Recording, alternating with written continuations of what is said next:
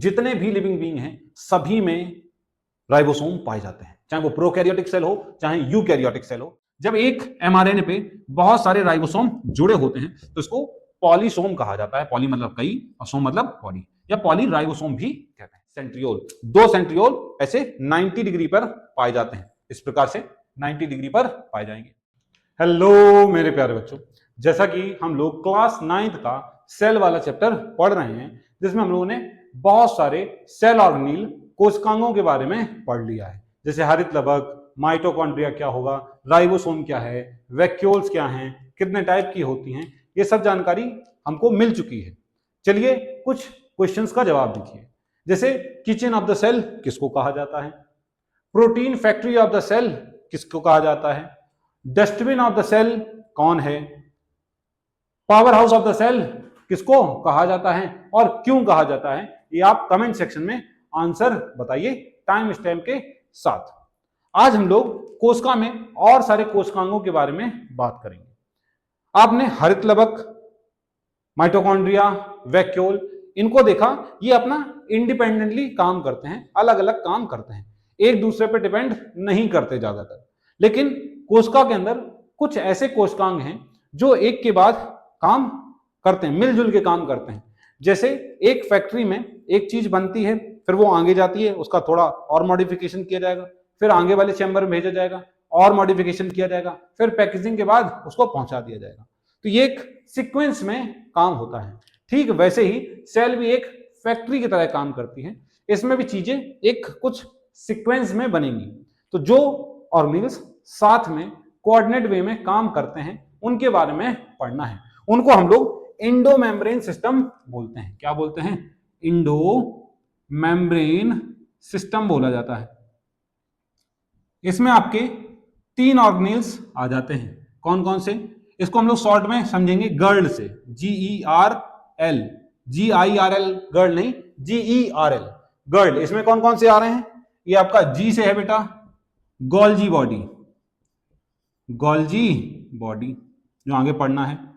ER endoplasmic reticulum, endoplasmic reticulum होता है।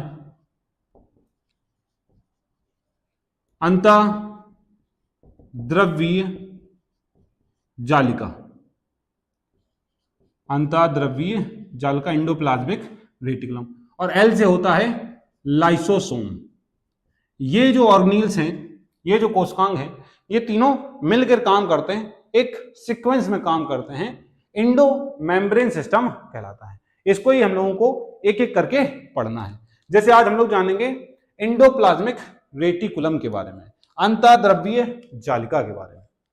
इसको समझने के पहले आप समझिए, जैसे अगर एक शहर है लेकिन उसमें कोई रास्ता ही नहीं है, कोई हाईवे नहीं है, कोई गलियां नहीं है, तो बताइए कनेक्टिविटी कैसे बनेगी? कोई एक जगह से दूसरी जगह कैसे जा पाएगा? एक जगह से दूसरी जगह सामान कैसे पहुंचा जा पाएगा? नहीं पहुंचा सकता। उसके लिए कनेक्टिविटी होनी चाहिए, रोड्स होने चाहिए। ठीक वैसे ही सेल में भी एक जगह से दूसरी जगह कोई चीजें पहुंचानी है तो उसके लिए रास्ता चाहिए। वो रास्ता कौन देगा? एंडोप्लाज्मिक रेटिकुलम देता है। न्यूक्लियस की पावर पूरी अथॉरिटी होती है, सारे कंट्रोल्स न्यूक्लियस के पास हैं। वो जो चाहता है, बनवाना चाहता है, वो इंफॉर्मेशन को आगे सेल में कैसे भेजेगा? एंडोप्लाज्मिक रेटिकुलम की हेल्प से ही आगे भेजने का काम करता है। एक सेल दूसरे सेल से कैसे कनेक्ट करेगी? एंडोप्लाज्मिक रेटिकुलम के थ्रू कनेक्ट करेगी। एक सेल का कुछ बनाया हुआ सिक्रीशन आगे कैसे जाएगा? तो वो एंडोप्लाज्मिक रेटिकुलम के थ्रू ही जाता है। प्रोटीन कहां बनेगी? एंडोप्लाज्मिक रेटिकुलम पर बनती है। नई सेल मेम्ब्रेन कौन बनवाएगा? Endoplasmic reticulum बनवाएगा। तो बहुत सारे काम जो हैं वो एंडोप्लाज्मिक रेटिकुलम ER करता है। ER जो होता है वो न्यूक्लियस से स्टार्ट होता है और सेल मेम्ब्रेन तक जाता है। न्यूक्लियस से स्टार्ट होगा और सेल मेम्ब्रेन तक लगा होता है। अब इसमें वैसे तो सिस्टर्नी, वेसाइकल्स और टिब्यूल से मिलके बना होता है, उतना डिटेल आपको जाननी नहीं है। सिंपल समझिए, न्यूक्लियर मेम्ब्रेन से निकलता है और सेल मेम्ब्रेन तक पहुंचता है एंडोप्लाज्मिक रेटिकुलम। ये एंडोप्लाज्मिक रेटिकुलम ER जो है वो सेल में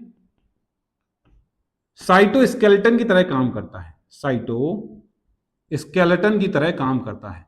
जैसे हमारे अंदर कंकाल जो होता है वो हमको एक जगह सपोर्ट बना के रखा है, स्टैंड किए हुए खड़े हैं हम ये आपका स्केलेटन की वजह से, वैसे ही सेल में सारे कोशिकांग अपनी जगह किसकी मदद से बने रहते हैं?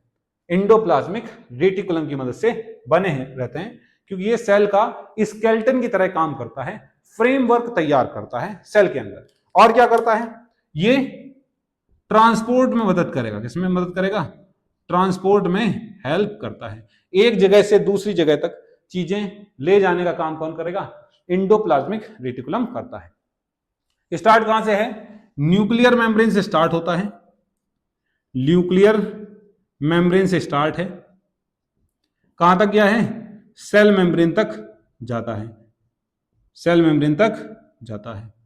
इसके मेनली दो पार्ट होते हैं, ये आपको देखने को मिल रहा होगा, जूम करके देखेंगे तो ये ऊपर वाला जो न्यूक्लियस के पास एंडोप्लाज्मिक रेटिकुलम है, इसमें कुछ दानेदार संरचनाएं हैं, इसलिए इसको RER बोलते हैं। ये RER का मतलब हो गया rough endoplasmic reticulum, rough endoplasmic reticulum. Rough क्यों है? क्योंकि इसके ऊपर राइबोसोम लगे होते हैं, 80S टाइप के राइबोसोम लगे हुए हैं, तो जब इसको टच किया जाएगा या देखा जाएगा तो ये खुदरा सा लगता है, तो इसलिए इसको रफ एंडोप्लाज्मिक रेटिकुलम बोलते हैं। रफ एंडोप्लाज्मिक रेटिकुलम जो है, इसमें राइबोसोम होने के कारण क्या होते हैं? इसमें राइबोसोम प्रेजेंट होते हैं, इसलिए प्रोटीन मैन्युफैक्चरिंग कहां की जाएगी? प्रोटीन कहां बनाया जाएगा? इसी RER पर बनता है। प्रोटीन से ही एंजाइम बनते हैं, तो सारे के सारे एंजाइम फॉर्मेशन का ठेका किसके पास है? RER के पास है। सीधा सीधा क्वेश्चन है, प्रोटीन कहां बनेगा? राइबोसोम बनाता है, लेकिन कहां बनाएगा? वो बनाएगा रफ एंडोप्लाज्मिक रेटिकुलम पर। क्यों? क्योंकि उसमें राइबोसोम होते हैं।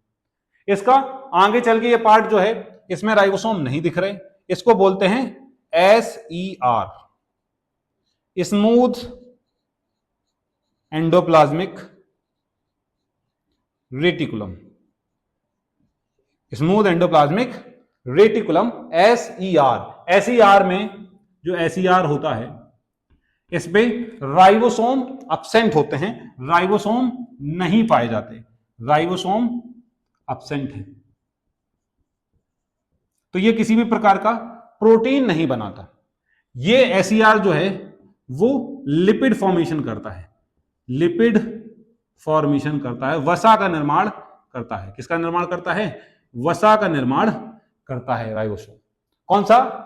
SER, smooth endoplasmic reticulum lipid formation करेगा। सीधा सवाल पूछा जाएगा, लिपिड कहां बनता है? तो वो SER बनाने का काम करता है, जिसके थ्रू कुछ स्टेरॉइड हार्मोन बनेंगे, स्टेरॉइड हार्मोन बनते हैं, और ये RER प्लस SER दोनों मिलकर मेम्ब्रेन बायोजेनेसिस करते हैं, मेम्ब्रेन बायोजेनेसिस करते हैं। मेम्ब्रेन बायोजेनेसिस मतलब ये सेल मेम्ब्रेन बनाने का काम करते हैं, सेल मेम्ब्रेन बनाने का काम करते हैं, सेल मेम्ब्रेन बनाएगा।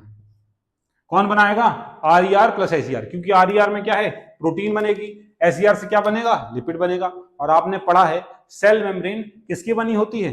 लिपिड और प्रोटीन की। तो ये मेम्ब्रेन बायोजेनेसिस करने में मदद करता है।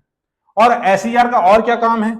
SER का काम होता है डिटॉक्सिफिकेशन का, डिटॉक्सिफिकेशन करता है, बॉडी को डिटॉक्स करता है, सेल्स को डिटॉक्स करता है, जो भी पॉइजनस चीजें आ जाती हैं उनको खत्म करने का काम SER करेगा। तो ये भी क्वेश्चन पूछा जाता है, डिटॉक्सिफिकेशन कौन करेगा? SER करेगा।